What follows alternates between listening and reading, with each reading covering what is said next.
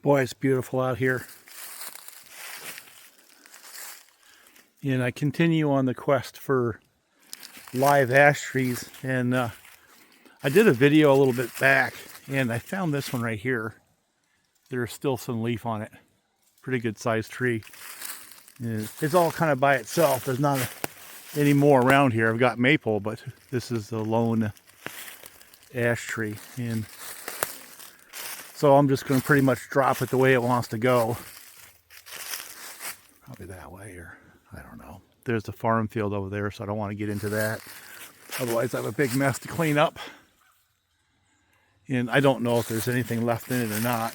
It looks, down here, it looks like it's pretty beat. But I've learned the last couple of days that you can't judge a book by its cover or a tree by its bark all the time. Most of the time you can, but you know, in my mind it's one of those deals where if you don't look, don't try, well, there's obviously not going to be anything in there. But if you give it a shot, you might find decent material.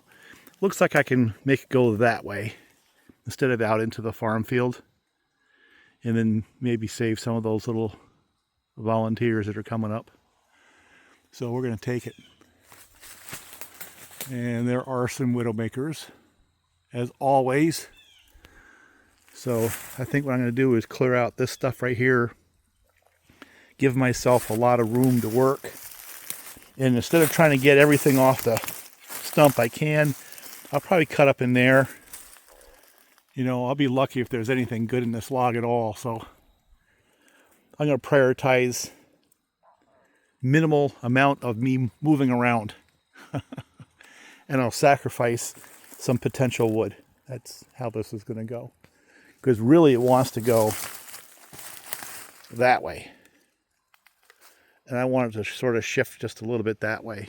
So it gets easier for me to clean it up and drag it out. So that's the game plan. And of course, like any plan, there's things that tend to make you have to modify and change real time. Now, there's a little subtle thing here. Yes, I'm going to clear that stuff out. Number one, because I'm trying to clear as much of the beech as I can. Ironwood, too, is kind of a weed tree. But I'm probably not going to clean out the ones behind it. And I know this sounds counterintuitive because branches get tangled and stuff like that. But if something does start falling, I'll hear it coming through those branches. It gives me a better chance of getting out of here. Slow it down some than if I have it all clear to the back where I'm working and it just drops straight down. Because these dead ones, they break off, they just drop like a spear, like a stone. I don't want to be underneath that. I don't like doing this by myself anyway. Had Sean come out, and I've been graced with that help, and I'll tell you what, it's helped a lot. You know, if I can focus on the felling side, you know, a little bit less pressure than trying to do the felling and the skidding. What I was doing before, you know, on seasons like this, is I'd fell like 10, then skid like 10, and then cycle through and just kind of work at my own pace. But him and that little dozer, he focuses on that, and I focus on felling. We're about the same pace. Because we're probably 3/4 of a mile away from the landing. But that's not what I want to talk about today. It's two things that are on my mind, and it's going to be two videos. I'm not going to do it in just one. The first is between these two saws, you've sort of seen both of them develop over the last couple of videos. This one here took a lot of work to get it right for me, right? This one, well, it had a blow up, so I had to put a top end out of the junkyard on it, and it's back to being serviceable. But I want to talk about both of these saws, because part of the reason why we do this channel is to try to share our experience. And I'm gravitating towards that one for one reason, and one reason only. And that's how easy it is to start.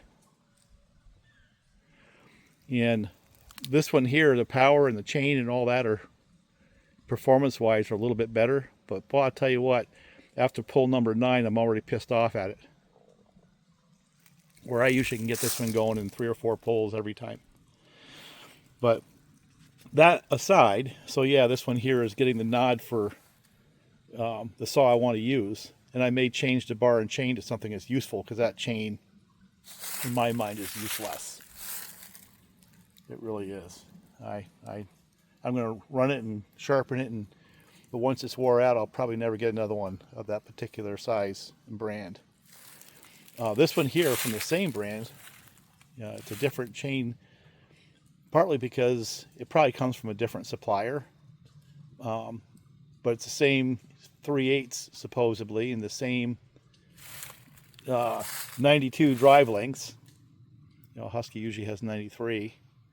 But this one is an 050, and this one is an 063. And if you look carefully, you can see that there's actually a fairly significant difference in the design of these things. And I don't know if the camera will focus, but look at the side plates and everything.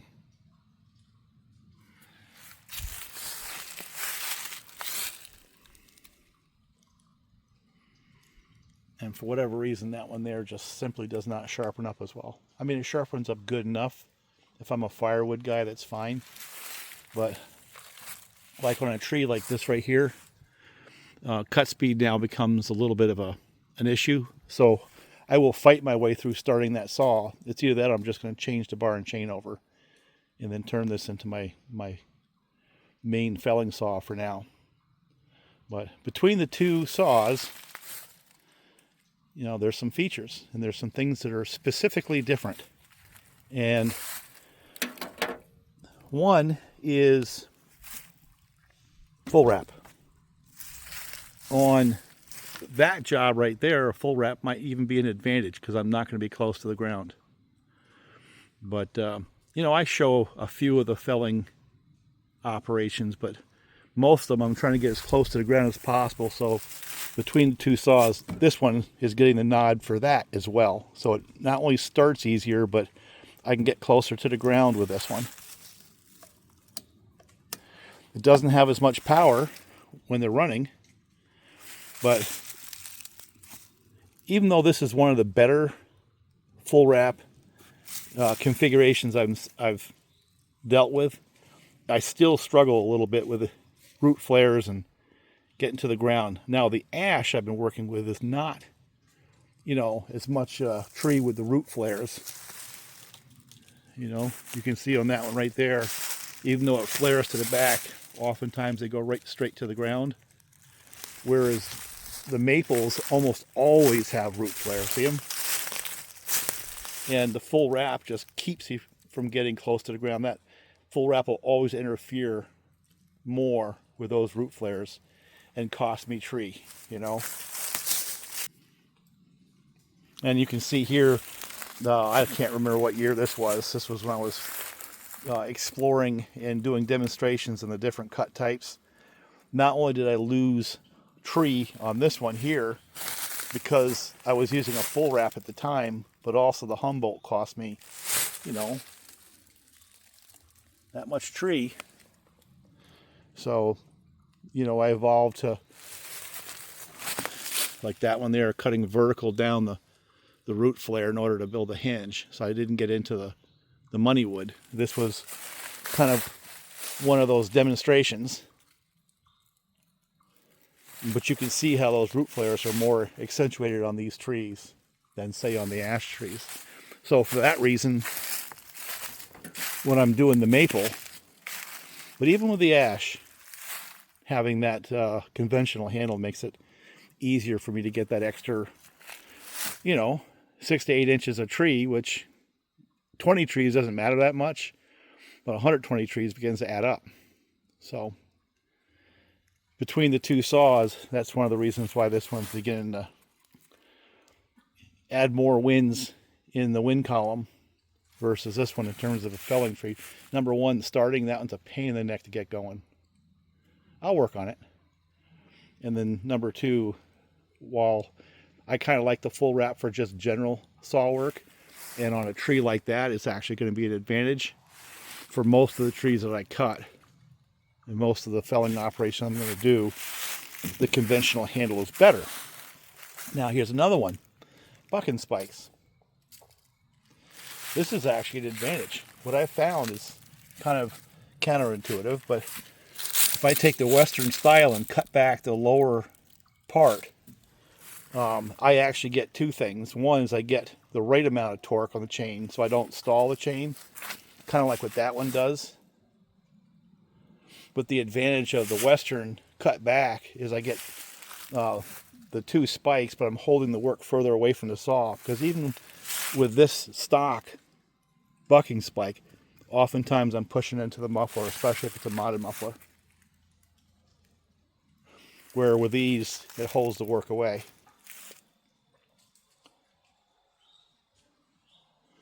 Power. Now that I've increased the compression on that saw, it's no longer stock, right? Both of these saws now are beginning to fall into the territory of a modded work saw, which is really the focus of what I wanted to talk about today. Next couple of videos. And for me, stock saws often come in, really nice configurations, both from steel, Husqvarna, and in the early days of Dolmar, of course. But what a modded saw for me is, a modded work saw, is making those changes that make it easier for me to get my work done. Now, online, it's always about speed, cookies. But for me, it's a lot more than just that. It's things like, start. I might change timing. I might change carburetor and carburetor tune in order to accentuate starting, or do something as simple as I've done on other saws, like drilling out the decomp to drop the compression after I've raised it on the starting operation so I can pull them over.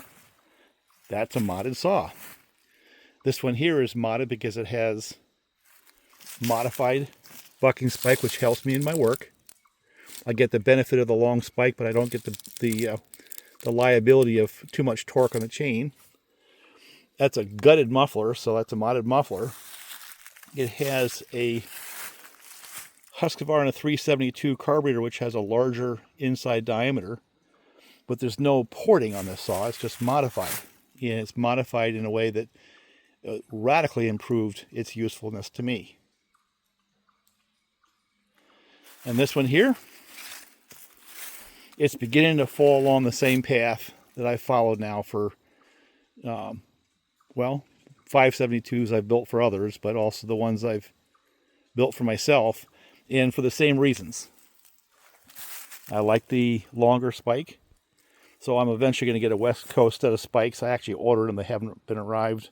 They haven't been delivered.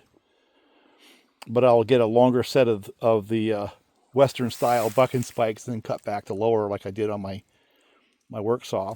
This now has a little red barn pop-up, but it has a standard gasket, so it's not as much compression boost as I do on my normal saws, because I was trying to keep this thing stock. But what I can tell you is just that change alone has changed the way the saw operates when I've got the bar stuck in a tree. Now that I've got that little pump in compression, the snap off the idle is stronger, and I can leave the saw in the tree and not struggle to get the chain moving again, even though it might be a slight pinch or a lot of sap and stuff like that, or a lot of length. And that's a performance change to a stock saw that really means a lot to me, even more than the actual top speed and power. But just that, because I got to move around. I'm old, I got injury and pain, so I don't jump around a tree. I shuffle. And being able to leave the saw in there, get off the throttle, and then get back on the throttle and keep cutting without having to jerk it around is very, very, very, it's one of the most important characteristics of a saw, of which this one does beautifully, by the way. So I've been moving my 572s every time I get into them and start developing them into what I consider a work saw. That's one of the things I almost always end up doing, is increasing compression. And a few other unique things to HTSS I'm not going to get into, but that improves the lower RPM performance of the saw.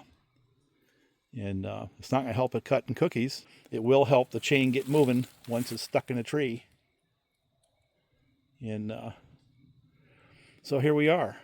This one's moving down the same path all the 572s I've built for the same reasons. And this one has a slightly modified muffler. Got the screen out of it and opened up the hole. But it's not a modded muffler. It's not gutted. I think that's going to happen, though. I've been trying to leave it stock because I don't like the noise, which is the other thing. It's, even though this is mostly stock and not modded the way I normally do, it's still freaking loud. And it's got a lot more cross-section area than it did stock. This one here, still the outlet is about the same. But I will gut it because that does make a big difference in the low side. You know, I don't know how much it does on the top side, but the compression increase and the muffler mods that I've done in the past, they've made a big difference in the initial jump off the throttle, off the idle on those saws. So yeah, this one's beginning to fall down that same path. Bar and chain. I have definitely developed a preference for a C83 for felling or steel RS. Those two chains go to the top every time. And I've been trying to find something a little bit less expensive in the aftermarket world, and I just haven't found anything yet. This is the closest one from a sharpening standpoint to where it cuts pretty decent, but it's nowhere near either RS or C83 in my mind. So that's another area of modification. So where is this all going?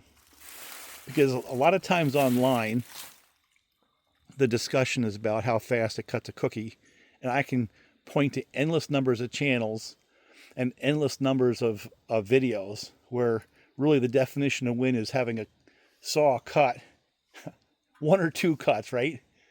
One next to the other in a sophisticated editing where they start at the same time and one gets to the end of the log better than the other one by some split second, half a second or something like that in a 20-inch log. And that defines, oh, this one's better. And that whole concept to me is complete and total bull feces. I don't want to have to change the rating of my video. It's just crap. It's a element. Of course it's important if you're focused on that. And where I want to go is what's the definition of a work saw? What's the definition of a race saw? And what are the variations in between? These are work saws. And some of the best work saws you can spend money on, period, or stock. You know, the Steel 500i is developing a reputation of being an awesome work saw. The 592, the 572, you know, in my mind, stock is not a good work saw. It's okay. It just needs a little change. My 585 is an excellent work saw. This is work saw as defined by what works for me. If I'm an arborist up in a tree, they're not going to want to carry around a 572. They're not going to want to carry around a 592 but they might deal with a 400i or a Husky 550. You know what I'm saying? So the definition of work saw changes based on what you do. You can see what I do. This is what I do. Like that tree right there is probably 28 inches, 30 inches across. So a hot rod 50cc saw doesn't mean anything except for entertainment to me. So the work saw definition depends on what you do with it. And the second thing is a modded saw is not necessarily a ported saw, because these are both modded at this point in time, but neither one of them are ported. And then we get into the whole ported thing. And usually the impetus for porting is either pride, ego, because if people are doing it and people are looking for attention, or racing. And racing could be whether it's a cookie cut competition or an organized race. And I would say there's a large segment of the hobby that's focused on that, and there's absolutely nothing wrong with it. Here's the analogy I want to make, and it fits pretty well. I'm an old motocrosser. I raced dirt bikes for years, 30 years. But I trail rode right up until health told me I couldn't do it anymore. My God, I've got 40 years of trail riding, motorcycle, you know, whether it was working in the industry or racing or riding for fun. And the analogy really fits. Enduro, street bike, drag racing, motocross. You know, these are all segments of the motorcycle world. And the cookie cut towards race saw, that fits into the same category as drag racing does in the motorcycle world. And there really isn't any logical reason to take a drag race motorcycle and try to bring it into the woods and do trail riding or do a motocross race with it. It just is not going to work, right? And there's the analogy. My saws, they're more like enduro bikes, where actually it's very close. Tractability, reliability, the ability to put in a lot of time and not get yourself wore out is a lot more important than speed. You got to go faster, but you need tools to help you go faster over a very wide variety of terrain and conditions. And to me, that's what a Worksaw is, like an enduro bike. And if you're a production feller, where basically you go out and you got to knock down trees all day long, say in the pine forest, and that's all you do, you don't have to worry about the rest, well, that's more like a motocross bike. So I got enduro bikes. Those guys have motocross bikes, which are a little bit lighter, a little bit faster, more focused on speed than mine, but they're still reliable. I mean, you can't win a motocross race unless you got a pretty reliable motorcycle. So the analogy really works for me. And when I was a little bit younger out here, I built work saws for me that were analogous to motocross bikes. A little bit faster, you know, a little more interested in how fast I could make that chain turn, and it was more important to me. And the guys who are doing the porting, they kind of dip into that world where the younger guys, speed is important, ego a little bit as well. I want to have a faster one than you, and they'll hire somebody to make one. Well, that's kind of like the old hop-up shops of the past. And then, of course, the race guys. Well, that's your drag racers. Different world, different set of priorities. And the problem is that in our so-called hobby and on the YouTube, I guess the world of the YouTube builder, those boundaries are blurred, and sometimes they don't understand how wide a spectrum of people are in this hobby. You know what I'm saying? So, for example, the guy who builds higher-end cookie cutters has an audience of people who really want to show off the 3-letter or 4-letter name, and they want to have the fastest, proven by what's online information, saw that they can get their hands on, then willing to spend money to get that. And there's nothing wrong with that. They'll start out with a 500i, they'll send it to a couple of the more established shops, and when they bring it to their friends, they show off their hot rod saw. That, my friends, is not me. You know, I appreciate it. I more appreciate the shops that can build them and can build them reliably, but I really am not as interested in the bling any more than I was interested in the guy who used to show up at the track with all the bling on his motorcycle, then ended up being like 20th place out of 40 riders. And I saw a lot of them, trust me. You know, I was more interested in the guy who slugged it out on his own and took 5th place instead of 1, but on a motorcycle built by himself. And that was me. And that's why I am with the saws. I'm a lot more impressed with the guys, whether they build a channel and come up with successful cookie cut saws as defined by racing. I think that's pretty impressive. But that's not my world. And those saws would not last in my world, and I wouldn't be interested in them. But I appreciate the fact that people can build them. So that's the analogy. You know, drag racers, go out and drag race. And please be proud of it and have fun with it. But understand that your dragster is not going to fit my world. So I'm not that interested in the technology of what you've created.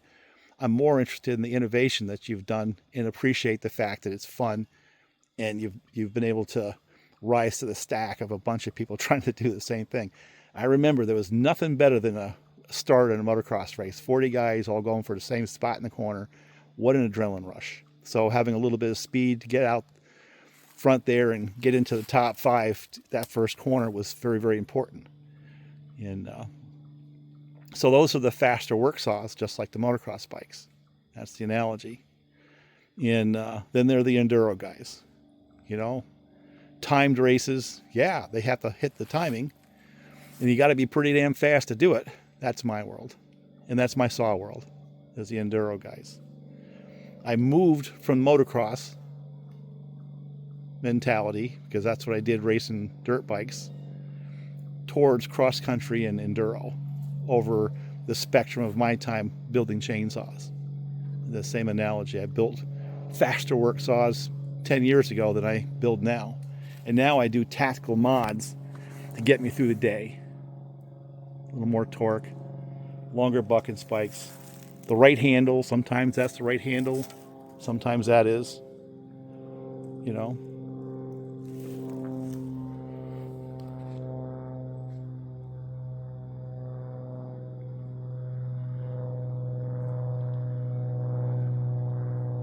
A noisy little thing. Those old Lycoming flat 6s or flat 4s.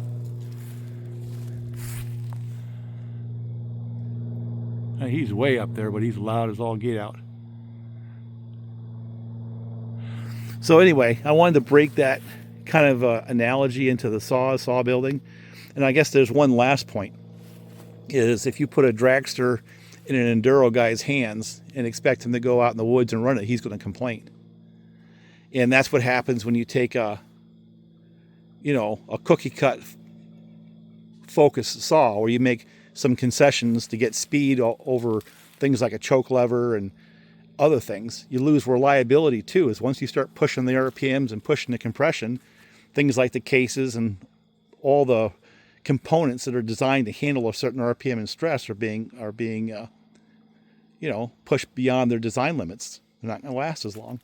So you take that kind of a saw build and put it in the hands of a guy who goes out and spends all day in the woods, or a homeowner who just bought it to go cut a whole bunch of firewood and it fails, or it has issues, or it's a little finicky, and he complains. Why is that a surprise? You know, it's a mismatch of applications. It's not a stupid homeowner. He bought a product and he wants to just use it. The misapplication is the saw builder not understanding what it is he's building up, and then selling it into a marketplace that needs something completely different. There's guys out there who spend their entire time figuring out how to get more power out of a one-cylinder two-stroke, combined with the shape of the chain to move as much chip as possible. You know, that guy's going to win the race versus the guy who's trying to figure out how to make something work a little bit easier for him out in the woods. Different situation, different set of priorities, different marketplace. You know, you put a dragster in a homeowner's hands and,